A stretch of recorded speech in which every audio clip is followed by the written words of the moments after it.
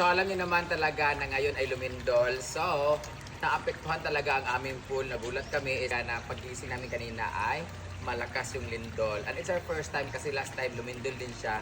Yung manig-yanig lang yung pool, gumanon-ganon. Pero parang nagulat kami ngayon kasi sa sobrang lakas, as in naapektuhan talaga yung ilalim. Alam niyo naman na yung tubig namin dito sa pool ay deep well. So sobrang lalim ng sa ilalim ng niyanig. Ang tubig ay nagalaw yung ilalim, so yung tubig ay naiba yung kulay. Tingnan yung kulay ng tubig, guys. Oh.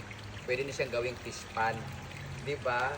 So ganun talaga kalakas yung impact ng lindol ngayon kasi nung last time hindi naman naapektuhan yung tubig. Buti na lang talaga ngayon ay Monday. So every Monday nagdi-drain talaga kami ng pool kasi it's considered as our day off sa farm. Bawal kami nag-accept kami ng mga guests for overnight and for picture-picture, yung mga walk-in lang. Pero yung maligo sa pool bawal kasi Monday nagdi-drain talaga kami, nag-cleaning kami, naglalaba kami ng mga bedsheet and everything.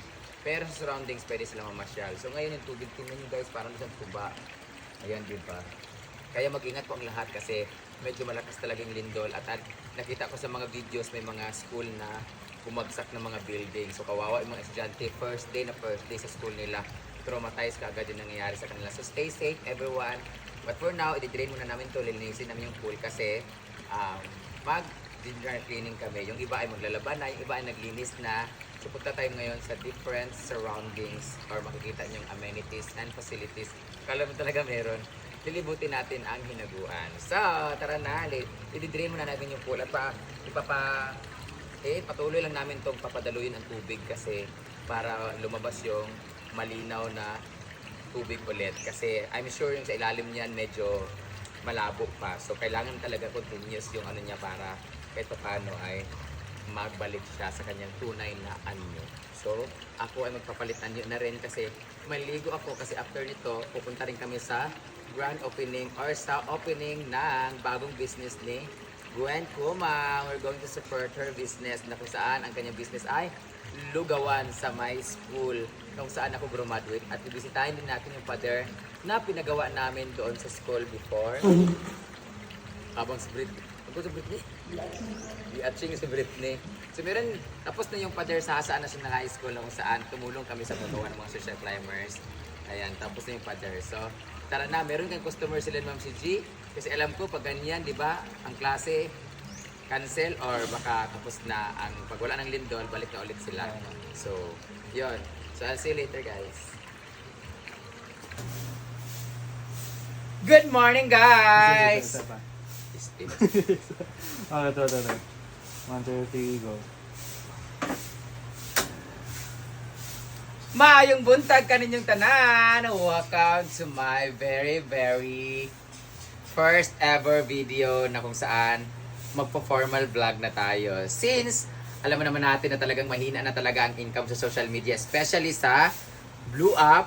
Ngayon, magpo-focus na tayo ngayon dito sa YouTube na kung saan, init lagi, na kung saan kailangan na natin i-upgrade o upgraded na ang ating vlog ngayon because we are now using DJI mic. Di ba? Magnet lagi siya nakurat ko. Magnet siya sa Tamtax. Yatay, magkagali-gali lagi nga ni.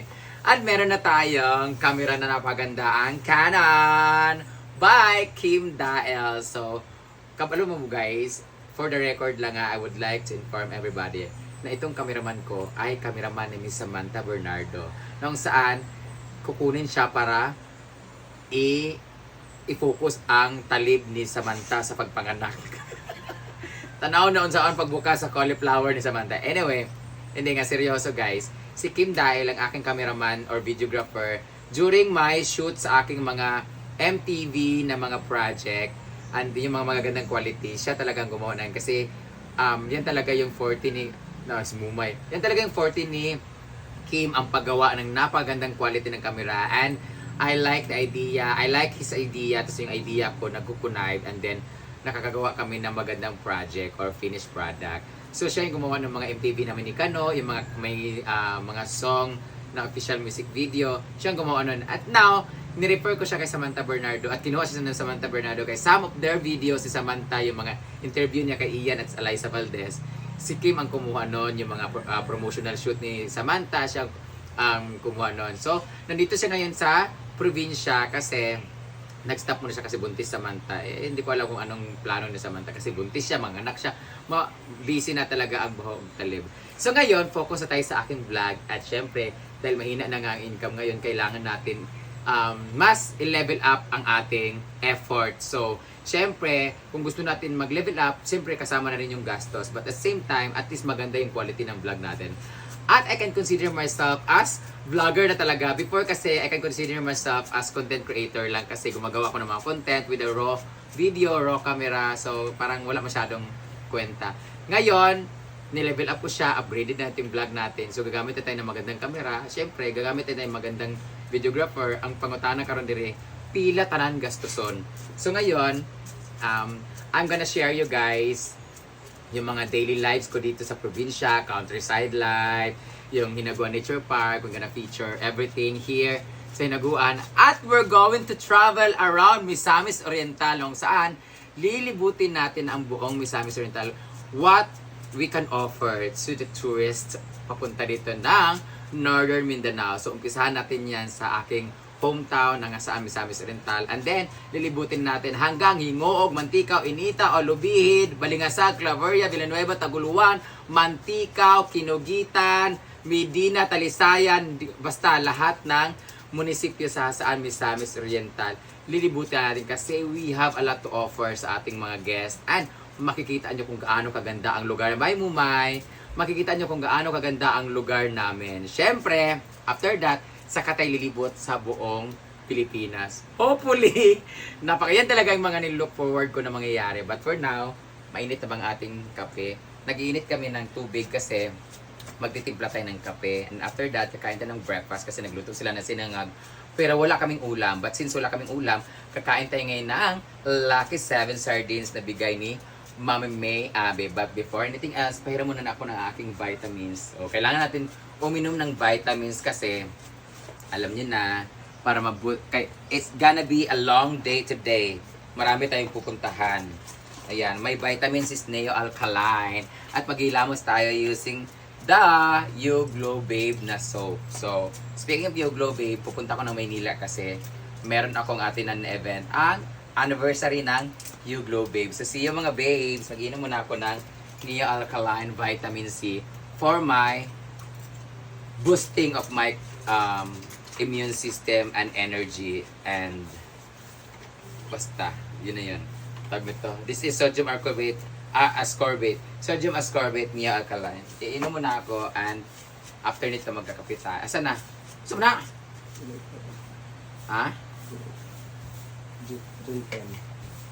Ha? May event na parang sa June 10. Bayaan mo na. Magkakain pa ako ng sinangag kasi nagluto sa J-Ford. Sayang may effort nila.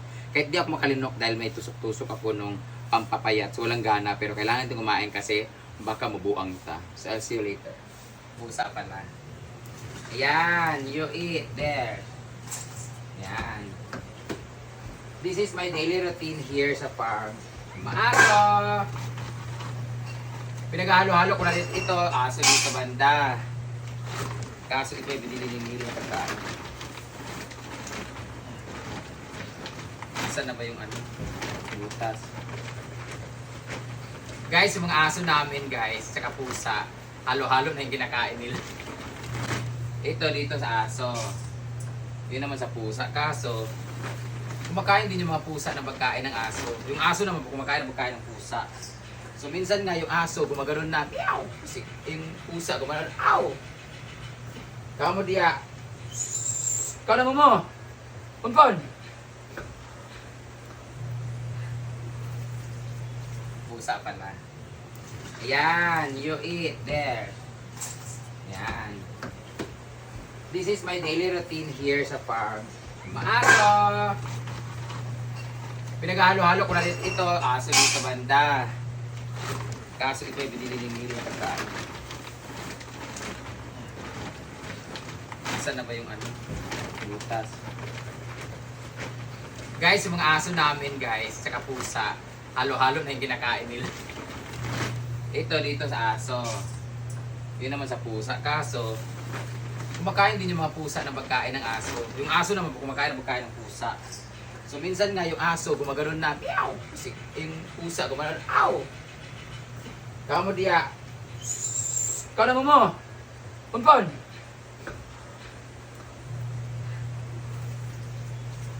Good morning guys! Diba? Para si... Ang sulat na ito ay mula sa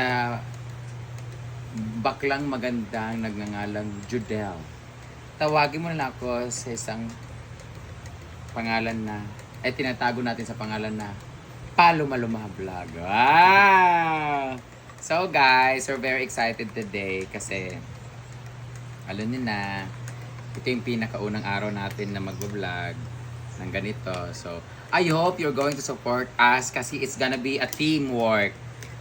It's gonna be our team na kailangan nating mag-effort para kahit paano ay mabayaran natin lahat ng mga kailangan nating gastusin dito sa farm. So, kailangan lahat with participation. Kasi mag-ano sila, maglilinis. Maglalaba nga Angel, di ba? Dito magkaon. Kamay naman labunon, no? Kaya, banda, di na yung atas sa tubig. Tubig. Ay, saba. Dito mag-breakfast. Kaya tumantay ilan ni Kuan. Ilan ni? Talugaw. Kaon taglugaw. Lugaw yung aming brunch ngayon. Breakfast and lunch na yan siya. Init na po na nga kape, oy. So, meron tayong skyflakes na bigay ni Mami Marie Villarosa. Guys, alam nyo, kasi kailangan talaga, in life, we need to explore everything. Lalong-lalo pag alam natin mahina yung income, konti lang yung income. So, kailangan natin mag-level up, kailangan natin maghanap ng ibang way para kung saan mas malaki yung source of income. So, ngayon, it's gonna be a challenge to us, for me, kasi hindi naman siya risky, pero siyempre kailangan mong magbayad ng mga ganito, ang dami mong kailangan i-consider. Tapos madaldal ako, pero minsan nabablanko ako. Tapos kailangan pag may ganito ka ng vlog, kailangan masipag ka na. Kung pwede nga lang, gumawa na kami ng mga content na sa kalsada, Jill, no? Mga ganyan-ganyan. Kaso kailangan talaga yun ng ano eh. Yung dalawa yung camera, may mic ganito, ganyan-ganyan, no? Yung mga ginagawa ng ibang mga vlogger ba, no? Pero, sa lahat ng mga nag-event dyan or sa lahat ng mga magpapromote dyan, I'm gonna assure you guys na I'm gonna give you a good quality of content. Pag meron kami, yung mga nagpapromote sa akin na bayad na ako, yung tapos na, papasyalan ko yan. One of these days, pupunta kami ng CDO, pupunta ako ng NLM, pupunta ako ng Infinity Smile Dental Clinic, pupunta ako ng Balbacua, pupunta ako ng mga different places na pinupuntahan namin, kakain kami sa ramen, mga ganyan. Wala pa yung bayad kasi bayad naman na kami noon before. So, bonus ko na lang sa kanya na magbibigay ako ng magandang content kasi it's a win-win situation naman yun eh. Nakatulong ako sa kanila kahit free yung wala silang bayad. At the same time, may nagawa akong content. So, swerte yung mga pupuntahan kong mga lugar this next days kasi mapopromote sila ng libre para sa akin ha. Malilibre sila ng promotion. Punta tayo ng CTM Bodega kung ano mga pwedeng puntahan doon, mga pwedeng mga offer nila ng mga items, mga product. Kasi init ka yung kape. Sa TaylorMade, especially kasi kaya ako punta ng CDO because kukunin ko na yung mga items na pinagawa namin sa TaylorMade. And after that, sa TaylorMade, lilibot na kami. Meron mga gadget na store na pupuntahan ko bago kay Miss Shalo. Ayan, pupuntahan natin yan. Kung saan tayo bibili at ng mga bagong cellphone o gadget. Init kayo guys. Tatapusin ko lang tong kape na to kasi after nito maglilinis na kami sa paligid and then maliligo ako then pupunta na kami ng Gwen. So, see you.